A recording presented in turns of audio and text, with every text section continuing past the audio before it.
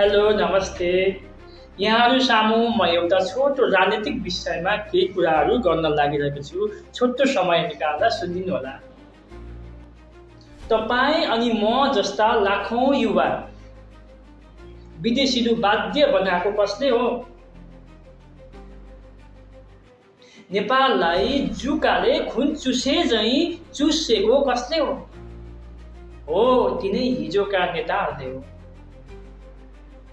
र यसो भन्दै गर्दा तपाईँहरूलाई लाग्दो यो राष्ट्रिय स्वतन्त्र पार्टीको झोले बोलो भन्ने लाग्दो, तर म कुनै पनि दलको मैले सदस्यता लिएको छुइनँ।